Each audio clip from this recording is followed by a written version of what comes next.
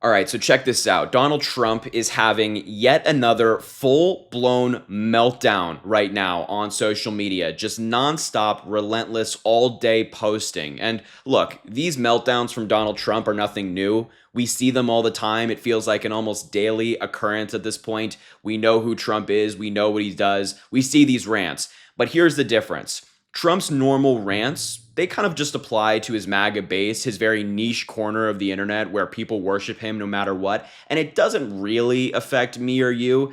This rant in particular will have implications for not only my life, but your life, the lives of every American, America's standing on the world stage, America's economy, and more. Because Trump's not just posting on social media now, he's actually taking action as well. So I want to get into some of these posts that Donald Trump has let fly on social media today. But in order to give you some context, we have to start here because Trump's spiral really started with this report that we got earlier today. The job markets for last month in July were really, really poor.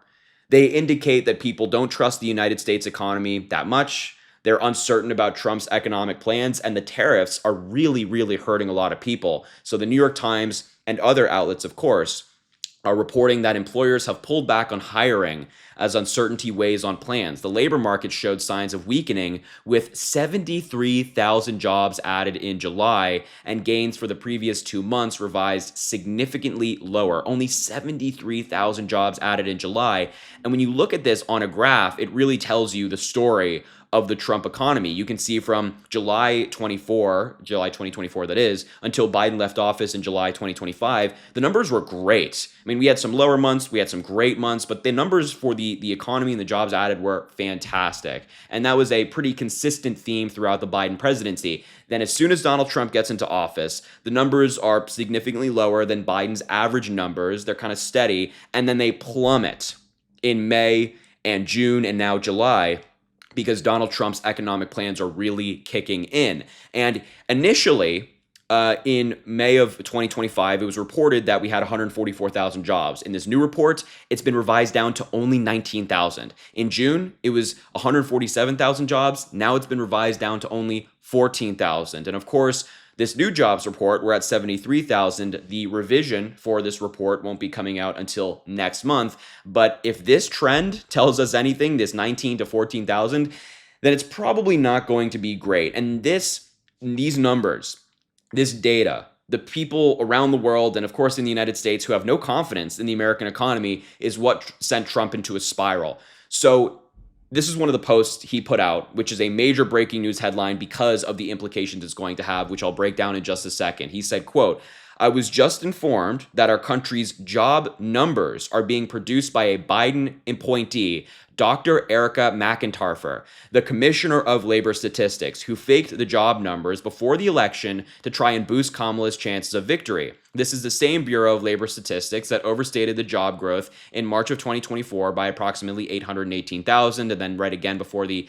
election in 2024. These were records. No one can beat that wrong. No one can be that wrong. We need accurate job numbers. I've directed my team to fire this Biden political appointee immediately. She'll be replaced with someone much more competent and qualified. Important numbers like this must be fair and accurate. They can't be manipulated for political purposes." She said there were only 73,000 jobs added, a shock, but more importantly, that a major mistake was made by them, 258,000 jobs downward in the prior 2 months. Similar things happened in the first part of the year, always to the negative. The economy is booming under Trump, despite a Fed that also plays games, this time with interest rates, where they lowered them twice and substantially just before the presidential election, I assume in hopes of getting Kamala elected. How did that work out? Jerome Too Late Powell should also be put out to pasture. Thanks for your attention to the matter. Okay, so a lot wrong with this post, obviously.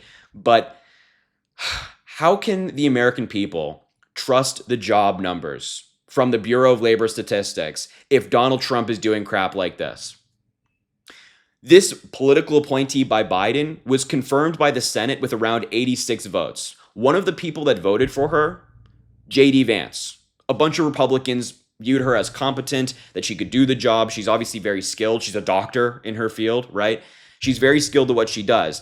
Just because Donald Trump's economy sucks, he's now firing people and going to appoint them, or I should say replace them, with a loyalist who will just report whatever numbers Donald Trump wants them to. So how can people, and by the way, not just Democrats, how can investors who keep the American economy going by investing in our companies, in markets and things like that, how can these investors be confident that the numbers next month are going to be real, are going to be accurate? Because it's just going to be a Trump political appointee.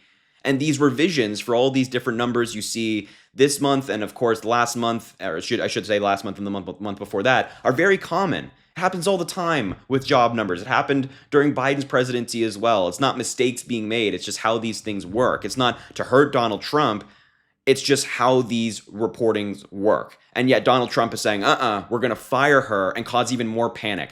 Genuinely, the question is, how can people trust these numbers if Donald Trump is taking action like this? And he followed up on this post in another one saying, in my opinion, today's job numbers were rigged in order to make the Republicans and me look bad. Just like when they had 3 great days around the 2024 presidential election, and then those numbers were taken away right after the election, revised massively downward. Jerome, too late, Powell is no better. But the good news is our country is doing great. He's now claiming that the numbers were just rigged with no evidence. There's absolutely no evidence to report or to back up his claim that the numbers were rigged, but that's just how Donald Trump operates, and just claiming that the numbers were fake to make him look bad, but they were obviously not. Donald Trump just can't possibly admit that his economic policies, the tariffs, the fighting with our trading partners, the alienating allies, is not that successful of a policy, and it's actually hurting the American people. So instead of just acknowledging that, he's claiming that the numbers were rigged, firing the commissioner for these things. It's insane. Here's another one, unrelated to all this, but still part of the meltdown nonetheless. Trump is announcing that he's putting nuclear submarines near Russia. Why, you might ask? Well, let's dive in. Based on the highly provocative statements of the former president of Russia, Dmitry Medvedev, who is now the deputy chairman of the Security Council of the Russian Federation, I've ordered 2 nuclear submarines to be positioned in the appropriate regions, just in case these foolish and inflammatory statements are more than just that. Words are very important and can often lead to unintended consequences. I hope this will not be one of those instances. Thanks for your attention to this matter. So Donald Trump is in the process of not only escalating tensions because of words, by putting nuclear submarines near Russia, he's also crashing the American economy. And if you look at the markets today, they're not only reacting to the terrible job numbers and the revisions downward, but they're also reacting to Donald Trump just firing people, trying to put the onus, the blame on them, not on the fact that his policies just suck. His policies are just terrible. And he increased the tariffs by 10% on Canada last night, from 25% to 35%. He's not backing down.